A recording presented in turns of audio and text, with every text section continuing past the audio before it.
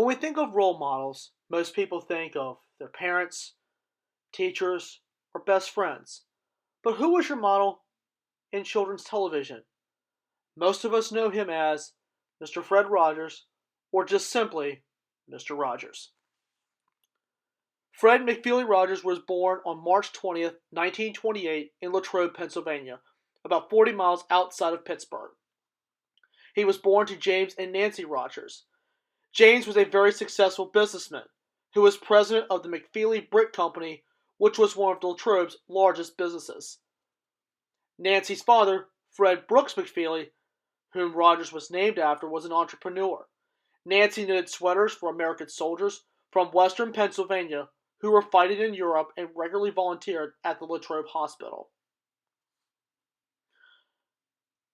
Rogers had a difficult childhood as he was shy, introverted, and overweight, and was frequently homebound after suffering bouts of asthma. He was bullied and taunted as a child for his weight, and most people called him Fat Freddy. Rogers attended Latrobe High School, where he overcame his shyness. It was tough for me in the beginning, as he told someone in a 1984 interview, and then I made a couple of friends who found out that the core of me was okay, and one of them was the head of the football team. Rogers served as president of the student council and was a member of the National Honor Society and was editor-in-chief of the school yearbook. He attended Dartmouth College for 1 year before transferring to Rollins College in Winter Park, Florida. He graduated with high honors in 1951 with a bachelor in music. He graduated from Pittsburgh Theological Seminary in 1962 with high honors with a Bachelor of Divinity. He was ordained a minister by the Pittsburgh Presbyterian of the United Presbyterian Church in 1963. His mission as an ordained minister, instead of being a pastor of a church, was minister to children and their families through television. He regularly appeared before church officials to keep up his ordination. Rogers did lots of television work, especially in and around Pittsburgh. In 1953, he comes back to Pittsburgh to work as a program developer at public television station WQED Pittsburgh. Josie Carey worked with him to develop the children's show The Children's Corner, which Carey hosted. Rogers worked off the camera to develop puppets, characters, and the music for the show. He used many puppet characters developed during this time, such as Daniel the Tiger, named after WQED station manager Dorothy Daniel, King Friday, Queen Sarah, and X the Owl and Lady Elaine, just to name a few. The Children's Corner won a Sylvania Award for Best Locally Produced Children's Programming in 1955 and was broadcast nationally on NBC. While working on the Children's Corner, Rogers attended Pittsburgh Theological Seminary and was ordained as a Presbyterian minister in 1963. He also attended the University of Pittsburgh's Graduate School of Child Development, where he began to work with child psychologist Margaret Markflin, who, according to Rogers, biographer Maxwell King, became his key advisor and collaborator. And this later formed into his famous show, Mr. Rogers' Neighborhood. Mr. Rogers' Neighborhood began airing nationally in 1968 and ran for 895 episodes. The program was videotaped at WQED Pittsburgh and was broadcasted by the National Education Television, or NET, which later became the Public Broadcasting Service, or we know as PBS.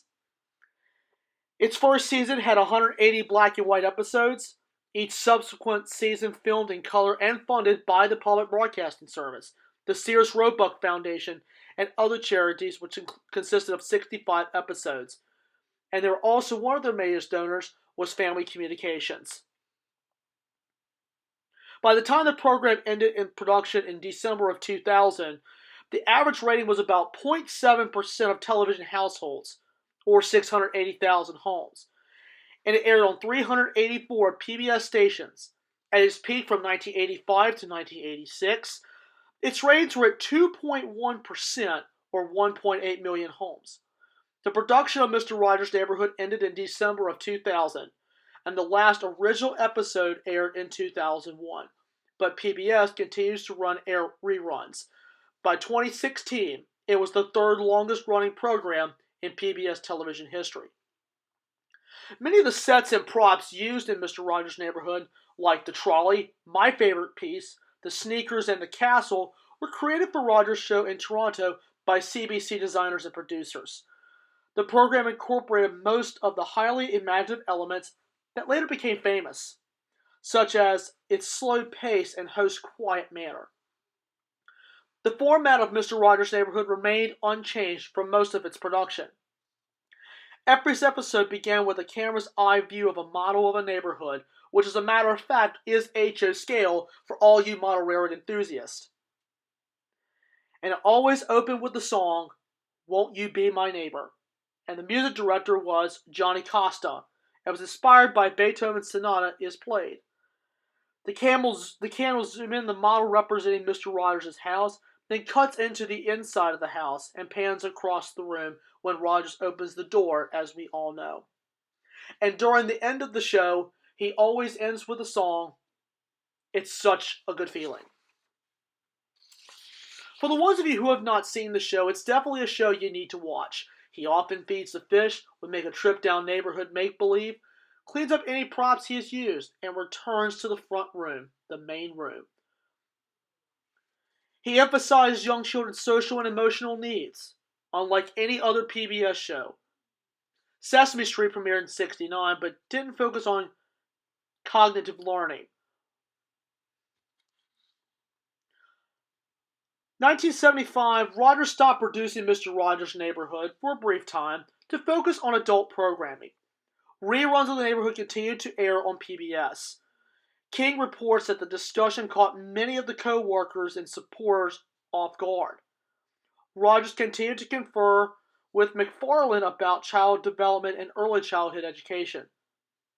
However, in '79, after almost a 5-year absence, he returned to producing The Neighborhood. King calls the new version stronger and more sophisticated than ever.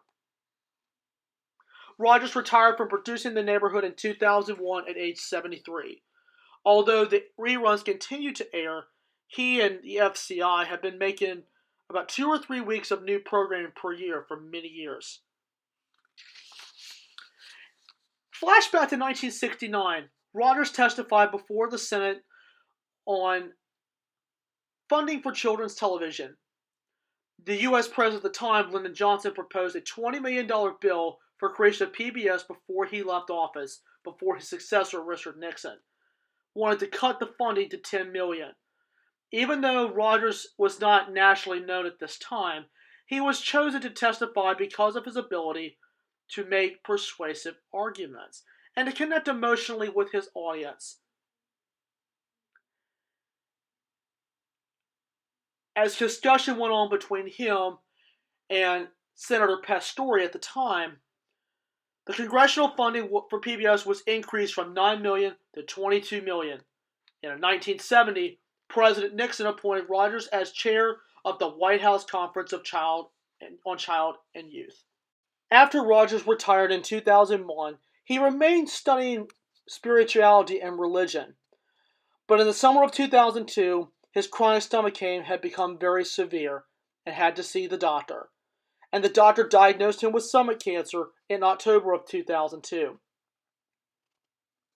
He received many awards during his lifetime. He received a Lifetime Emmy Award in 1997, and he also received the Medal of Honor presented by George Bush in 2002. But sadly, on February 27, 2003, Fred Rogers died of stomach cancer at age 74. His wife Joanne was by his side. Joanne was married to him from 1952 until his death. 18 years have passed, and it's very obvious that Mr. Rogers impacted children's television and this nation and across the world. For contributions like him, there will never be another Mr. Rogers. Rest in peace.